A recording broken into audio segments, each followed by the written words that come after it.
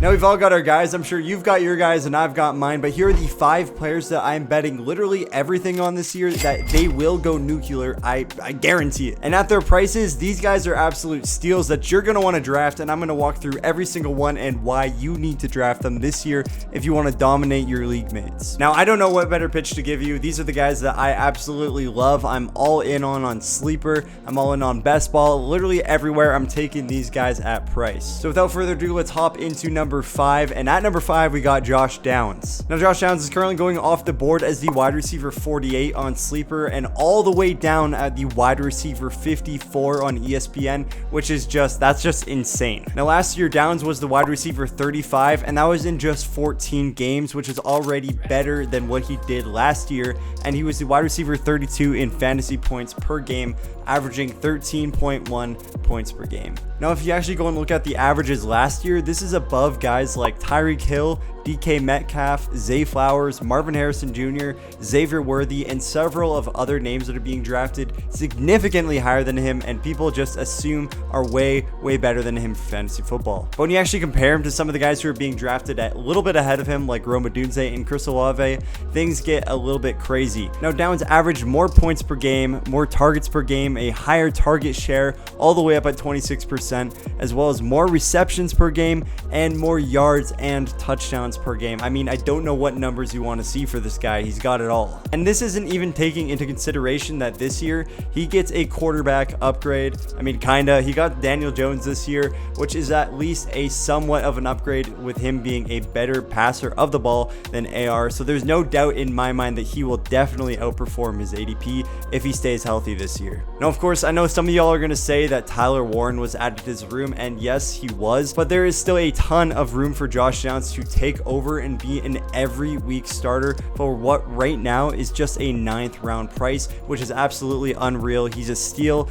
Go get him everywhere. Moving on to number 4, we got a guy that I love this year, and that is Chuba Hubbard. Now, I think Chuba Hubbard is being majorly slept on, and I am all in on him this year. I recently took him as my running back 1 in the Flock League, which is a $10,000 league, so that just shows you how much I'm actually willing to go all in on him. I took him over guys like Kenneth Walker, and he will be good. If he stays healthy, he's going to be absolutely dominant. His ADP on Sleeper right now is the running back 18, which is at the end of the 3rd round, which in my opinion is a great price for a guy like Chuba Hubbard. Now, last year he had to earn his role, which took him 6 weeks. For the first 5 games of the season, he was under 80% of snaps, and he averaged still 16.1 fantasy points per game. Now, after that, in week 6, his snaps actually climbed to having 80% plus of snaps every single week, and he sustained that 16.1 fantasy points per game, which was good enough to make him the running back 13 overall. Now, I think there's a ton of room for him to grow and not just stay at 16 points, especially with this offense ascending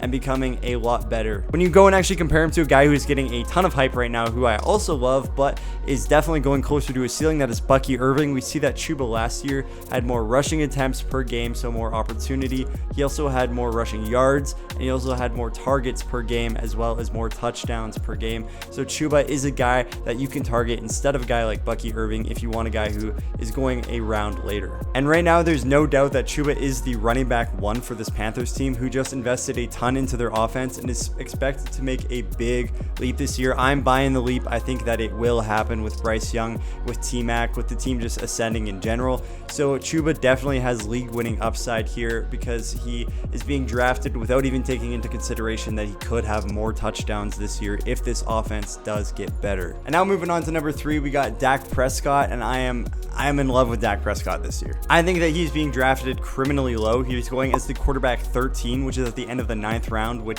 that's insane. So if you do want to punt on quarterback, or maybe you want to get the stack with CD or Pickens, then Dak is the perfect way of getting a high upside pick that could absolutely destroy your league mates, especially if you get that stack. That thing could be brutal. Now, in Dak's last healthy season in 2023, he was the quarterback 3 overall and the quarterback 4 in fantasy points per game. To put that into perspective, that is literally just behind Lamar Jackson 2 seasons ago. This was also the year that Dak Prescott was the MVP runner-up, and the offense looked like an all-out air raid. But when you actually go and analyze the Cowboys team now, we see that the run game got worse than that 2023 season, but there have also been major upgrades to the receiving core, with Pickens being added as that deep threat and big play guy. So this means that Dak has literally everything he needs to be locked and loaded to be a top 5 quarterback for fantasy football purposes. Again, as long as he stays healthy, his ADP is absolutely nasty. Now coming in at number 2, we have Emeka Egbuka. He is a guy who has absolutely skyrocketed up my boards as of late, and I cannot get enough of him.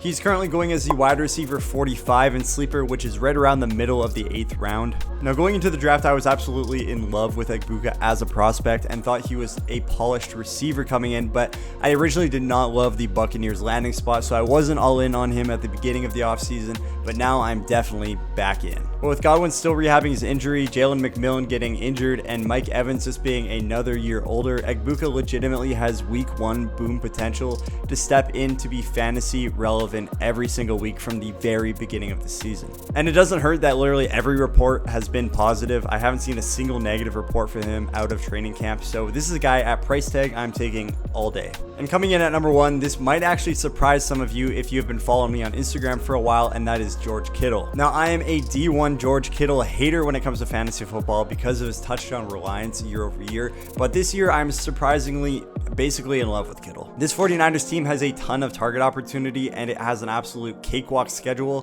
which is going to be a huge benefit for Kittle. And with basically everyone on the entire roster being either injured, questionable, or coming off an injury, Kittle is the reliable target who is going to see a ton of looks in the red zone and could eat at every single part of the field. And obviously there is no question on the actual talent of George Kittle, so now you add in an easy schedule and an offense that is projected to have a ton of points, as well as a crazy opportunity, and you have a locked and loaded tight end with week over week boom potential who could win you your league. Now Kittle is currently being drafted as the tight end 3, which is exactly where I have him, but he is still part of that big top 3, one of the top 3 tight ends that could actually be an impactful tight end every single week. And he is the only one of these guys who is going in the 3rd round that could easily be the tight end 1 overall. So if you do want to solidify top tight end, then you can wait and grab some 2nd round value and then follow it up with Kittle in the 3rd and have a deadly team that is ready to take home the championship. Now these have been the 5 players that I am absolutely in love with betting literally everything on, so